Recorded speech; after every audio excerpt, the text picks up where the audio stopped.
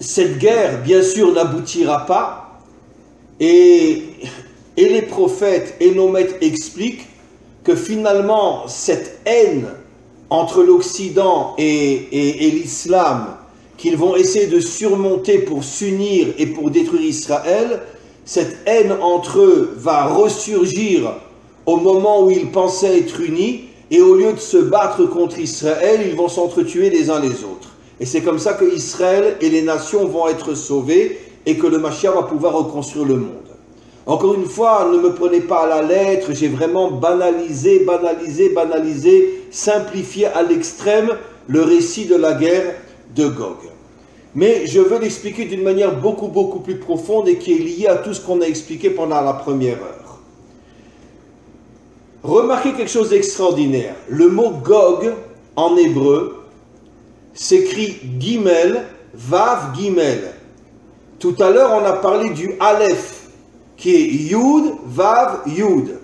Et le mot Gog, c'est un Gimel qui a pour valeur numérique 3, un Vav et encore un Gimel. Ça veut dire qu'il y a un point commun entre le mot Gog et la lettre Aleph. C'est que la lettre Aleph, c'est un Yud, les 10 forces du maître du monde, un Yud en bas, les 10 forces de l'homme, et le Vav qui réunit la force d'Hachem et la force de l'homme, deux associés qui ensemble construisent le monde. Et Gog, c'est un Gimel qui s'associe à un autre Gimel grâce au Vav qui est au milieu, comme j'expliquais tout à l'heure. Le Vav est la lettre qui réunit deux choses, comme le « et » en français, le ciel et la terre, la table et les chaises. Donc, le mot Gog, encore une fois, je vais doucement, c'est un Gimel, un Vav et un Gimel. Quelle est la différence entre le mot Gog et la lettre Aleph? C'est que le mot Gog, je ne parle pas du Vav maintenant, parce que le Vav est dans le Aleph aussi, mais je vais parler des deux autres lettres, Gimel, Gimel dans Gog et Yud, Yud dans Aleph. Gimel a pour valeur numérique 3, alors que Yud a pour valeur numérique 10. Quelle est la différence entre le 3 et le 10? 7. 7. C'est-à-dire dans le mot Gog, il manque 7 dimensions qu'on retrouve dans le Aleph, qui lui, c'est Yud, Yud, 10. Vous me suivez? C'est pas trop difficile, vous me suivez? C'est bon? Très bien. Donc, le mot Gog, qui fait allusion dans les prophètes à l'union des nations, des dirigeants des nations qui vont vouloir détruire l'État d'Israël juste avant la délivrance finale, le mot Gog est un mot qui en vérité cache des secrets absolument incroyables, puisque le mot Gog fait et dit avec le Gimel qui a pour valeur numérique 3, alors que le Aleph a 7 dimensions de plus, 3 plus 7, puisque c'est 10. Le 7 vous fait penser à quoi, mes amis? Eh bien, le 7, c'est ce monde. D'après la Torah, le monde a été créé en combien de jours? 7 jours. Alors, encore une fois, ce sont des codes, comme je l'explique souvent dans mes cours, ce sont des métaphores, c'est pas à prendre à la lettre, mais restons au premier niveau. D'après la lecture première de la Torah, le monde a été créé en 7 jours. Donc, le temps, dans notre dimension matérielle, a 7 jours. Et jusqu'à aujourd'hui, une semaine, pour tous les peuples, c'est 7 jours. Les Français, les Russes, les Chinois, même en Iran et même en Arabie Saoudite, une semaine à 7 jours. Ça a été accepté par l'humanité tout entière. L'espace, mes amis, a aussi 7 dimensions. Je vais donner un exemple. Regardez-moi. Je suis là où je suis. Très bien. Donc, je suis un point. J'ai en face de moi le nord. J'ai à ma droite l'est. J'ai à ma gauche l'ouest. J'ai derrière moi le sud. Je suis à combien de points? 5. 4 autour de moi et moi qui suis au milieu. 5. Mais j'ai au-dessus ce qui est au-dessus de moi et ce qui est en dessous de moi. 7. Regardez comme c'est extraordinaire. l'espace-temps dans notre monde matériel a 7 dimensions. Le centre par rapport où je suis, le nord, l'est, l'ouest, le sud, au-dessus et en dessous. Et le temps, les 7 jours. Donc le chiffre 7 correspond à la dimension, à l'espace-temps de ce monde matériel dans lequel nous sommes. Toute la matérialité est composée par la dimension 7, 7 dans le temps et 7 dans l'espace. À quoi fait allusion le 3? Alors revenons aux attributs divins. Nos maîtres expliquent, et je vais l'expliquer d'une manière très simple, de manière à ce que tout le monde peut comprendre sans rentrer dans des notions de Kabbalah trop profondes. Il y a dans les 10 attributs divins 2 grandes catégories, disent nos maîtres. Les 3 premières font allusion au cerveau et les 7 dernières font allusion aux forces de l'action. Donc, comme un homme, avant d'agir, il a besoin de penser. Qu'est-ce que je veux faire? Qu'est-ce que je veux réaliser? Et après avoir pensé ce qu'il veut faire, il dévoile en lui les forces dont il a besoin et après il agit. Donc il y a en vérité 3 étapes qui mènent à l'action: la pensée, la volonté qui englobe l'ensemble des forces qui vont me permettre d'agir, et l'action elle-même. Nos maîtres expliquent que les 3 attributs divins d'en haut font allusion au monde de la pensée, l'idéal, la pensée, la conscience, et le 7 fait allusion aux qualités qui s'incarnent dans l'action. Je dirais la volonté qui s'incarne dans l'action. Vous remarquerez que Gog, Gimel, qui correspond au chiffre 3, correspond aux 3 qualités d'en haut. Mais il lui manque les 7 qualités d'en bas. Ça veut dire que Gog fait allusion à un monde qui a la pensée, mais qui n'a pas l'action. C'est-à-dire que l'action est complètement déconnectée de la pensée. Alors, je fais allusion à quoi? Qu'est-ce qui se cache derrière mes explications? Eh bien, tout simplement, le monde occidental, comme l'expliquent nos maîtres, le chef de la guerre de Gog, c'est le monde occidental. Pourquoi le monde occidental? Bien que nos maîtres disent qu'il s'alliera, il essayera de s'allier à l'islam, d'ailleurs comme jusqu'à aujourd'hui. Les démocrates en Amérique ont fait savoir que s'ils gagnent aux prochaines élections, ils enlèvent toutes les restrictions que Trump a imposées à l'Iran et ils aideront l'Iran à avoir la bombe atomique. Pourquoi? Pour détruire l'État d'Israël, bien évidemment. Car les nouveaux nazis, c'est les démocrates américains, comme on le sait aujourd'hui, pour celui qui a des yeux pour voir. Et à mon avis, ils seront pires qu'Hitler. Mais bon, c'est un sujet en soi. Mais quoi qu'il en soit, pourquoi le monde occidental est représenté par les 3 sphirotes, les 3 attributs divins du haut? Eh bien, je vais vous le traduire dans un langage le plus simple possible et vous réservez vos questions pour dans à peu près 20 minutes. Quelle est la plus grande dictature, la plus meurtrière, la plus criminelle de toutes les dictatures qui n'ont jamais existé sur Terre?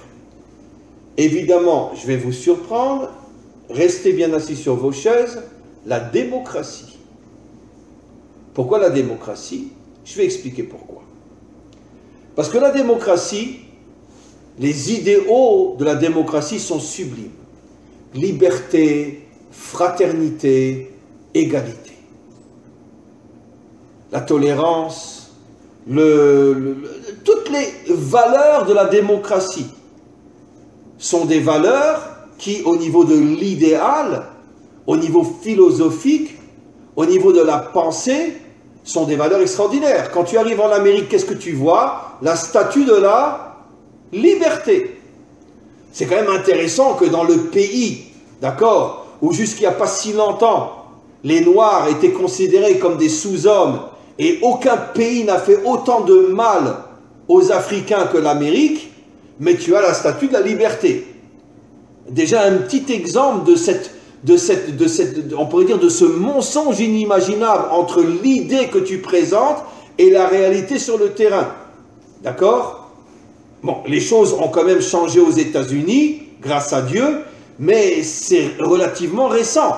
Sur presque 400 ans depuis la naissance, il n'y a pas un pays qui a génocidé, qui a fait souffrir plus les Africains que les Américains. Et pourtant, ça ne les empêche pas d'avoir le statut de la liberté. Très bien. Et la démocratie, bien évidemment. Alors, pourquoi je prends cet exemple-là? Pour montrer que la démocratie, c'est une vitrine fabuleuse au niveau des idées, au niveau de l'idéal. La vitrine est fabuleuse. Mais sur le terrain, c'est tout le contraire. Pourquoi je dis que la démocratie est pire qu'une dictature? Écoutez-moi bien. Quand j'ai un dirigeant comme Staline, ou comme Pharaon, ou comme un César romain, je souffre. C'est clair, c'est visible. Il écrase son peuple, comme la noblesse avant la Révolution française. Donc, la dictature est visible, elle est ressentie. Je le sens sur ma chair, sur mon corps, j'ai mal, je souffre. Et donc la souffrance, d'une certaine manière, maintient ma conscience, que je prends conscience que à ma tête se trouve un criminel. Et donc je vais tout faire pour me battre et le faire tomber. Et il n'y a pas une exception à la règle dans toute l'histoire humaine. Toutes les dictatures ont subi une révolution qui les ont fait tomber. Le tsar est tombé, Staline est tombé, Hitler est tombé, Pharaon est tombé, César est tombé. Pourquoi? Parce que quand je souffre et que c'est visible et c'est clair que je souffre, tôt ou tard le peuple se révolte et fait tomber le dictateur. Il n'y a jamais un dictateur qui a duré plus que quelques décennies. Impossible. Par contre, la démocratie, elle ressemble au serpent. Le fameux serpent dont parle la Torah. Le serpent, il vient, il t'attaque sans que tu l'entendes, sans que tu le vois. Et quand il t'entoure et qu'il va t'étouffer, c'est déjà trop tard. La différence entre un loup et un serpent. Le loup, c'est Staline. Le loup, c'est Hitler. Tu l'as devant les yeux. Tu sais que si tu ne te défends pas, il va te tuer.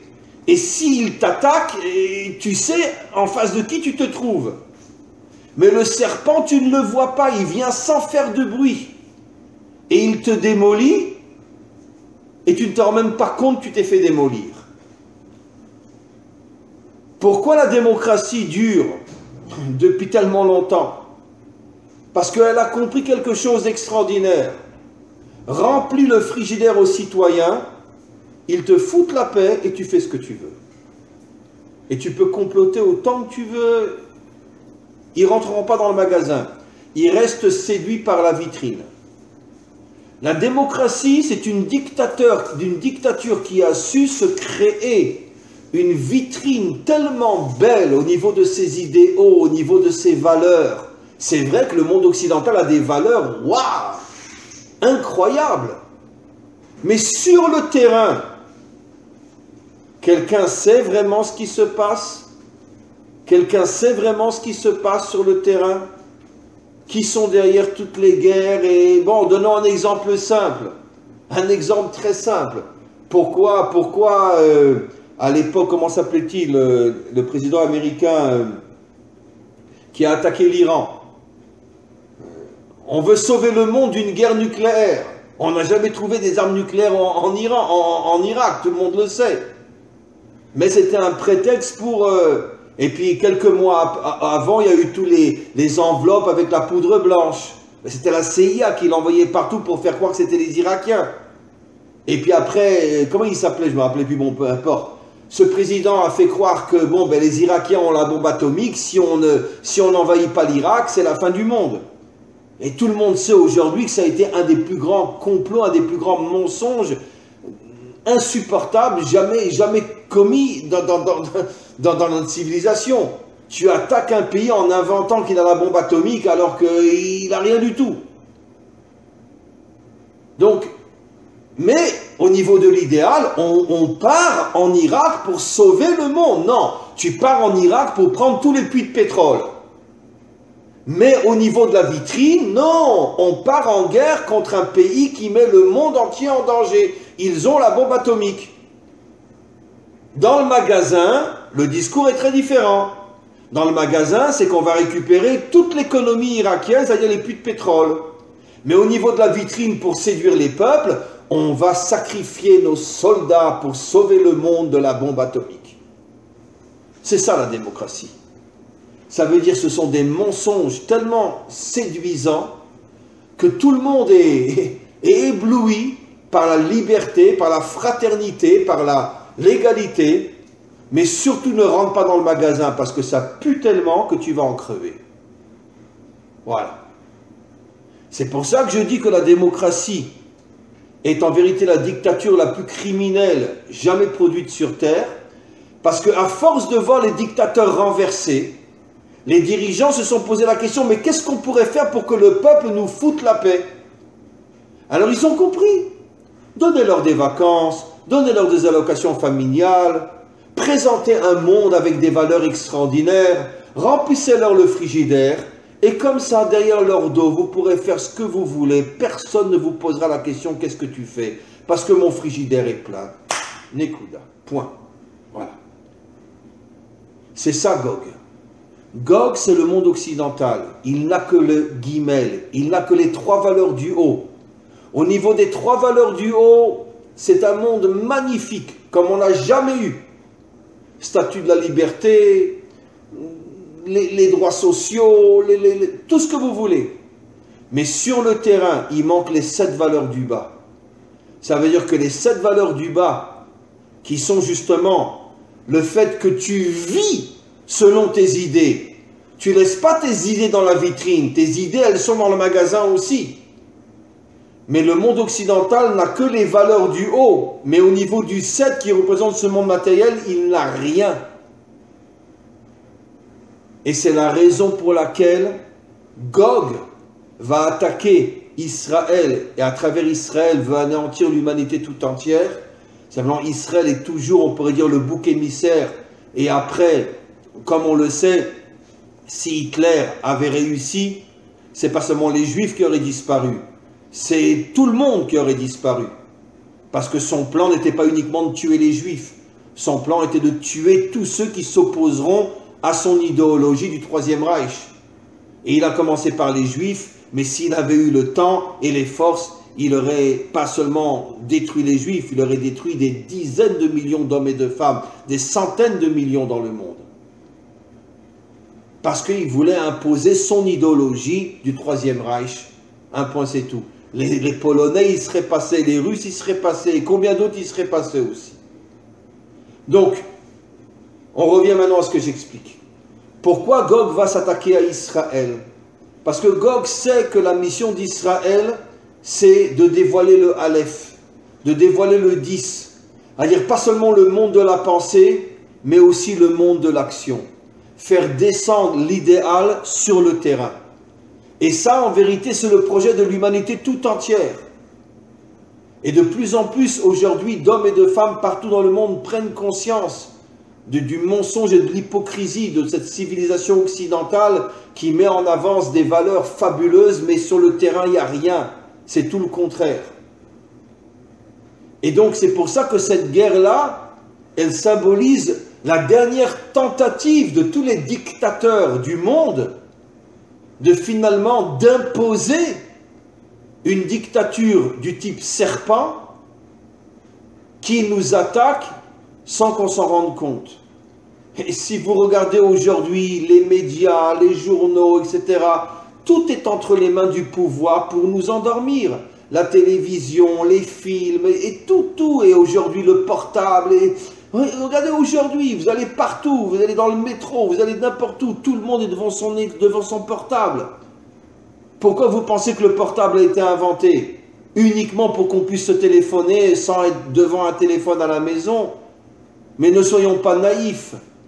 Toutes les idées qui sont derrière toutes ces inventions, c'est pour robotiser, moutoniser l'humanité tout entière.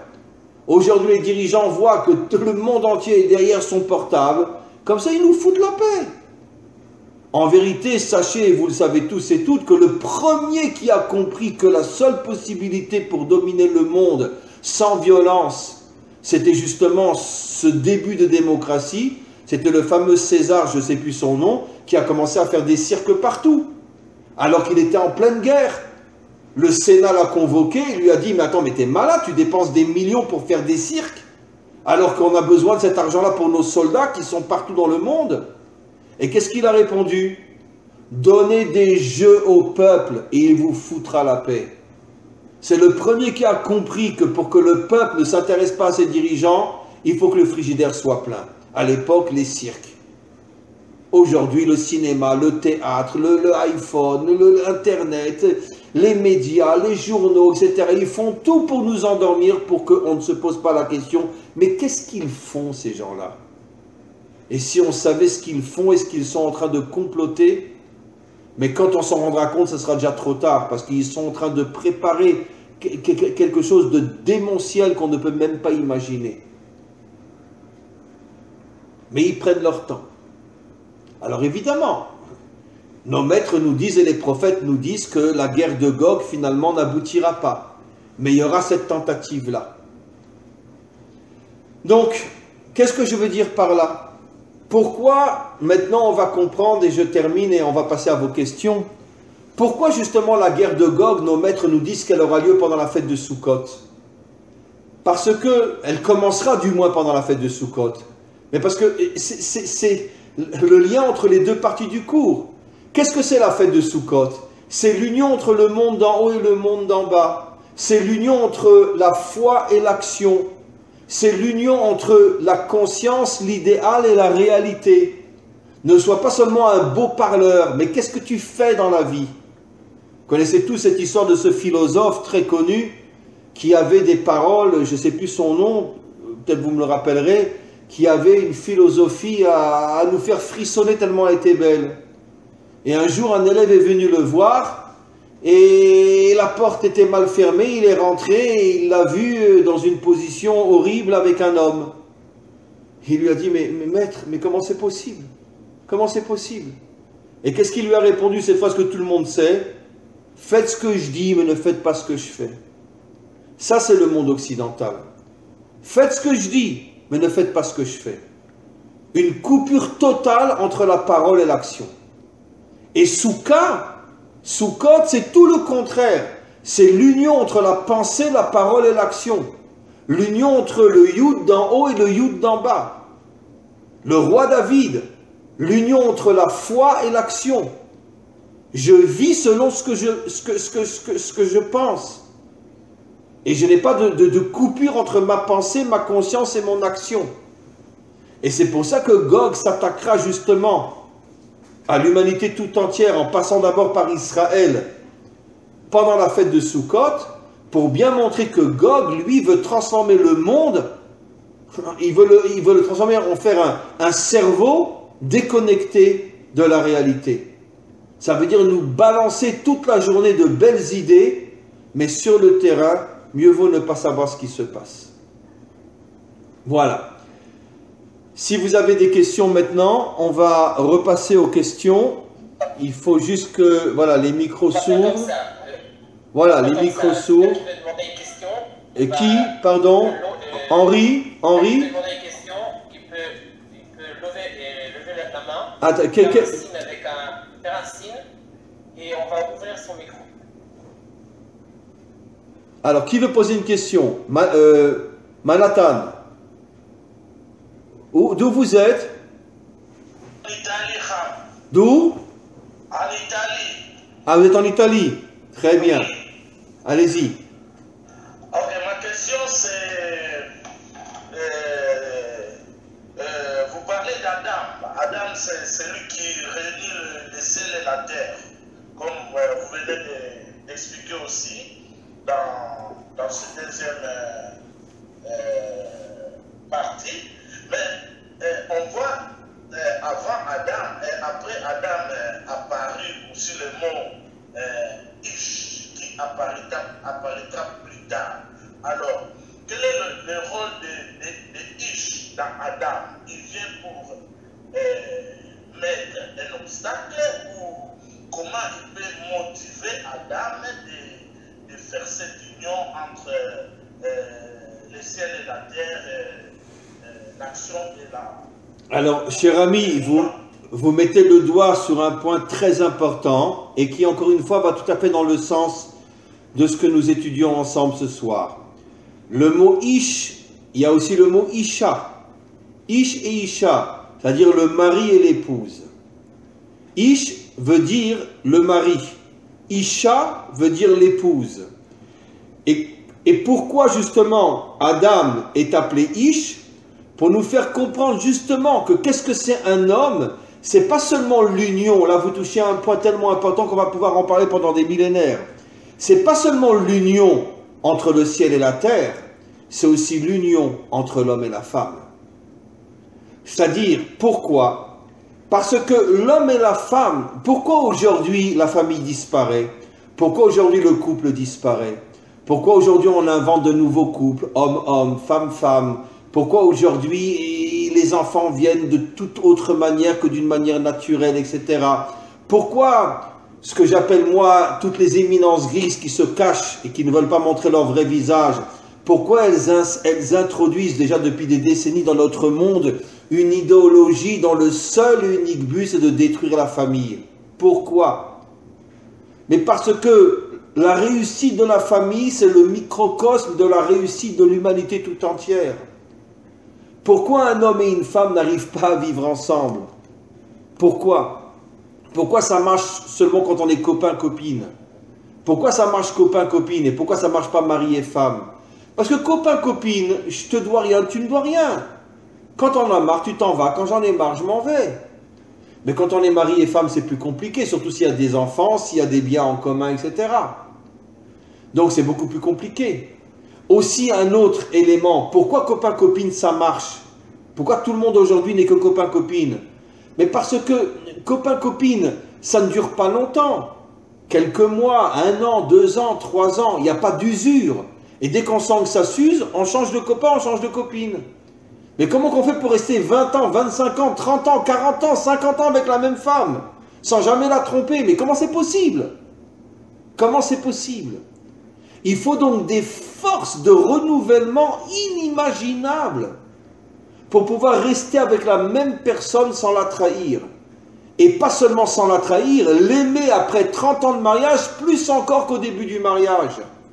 Qui arrive aujourd'hui, après 30 ans de mariage, à aimer sa femme plus que quand il avait 20 ans? Qui arrive aujourd'hui? Parce que nous ne savons plus vivre avec l'autre.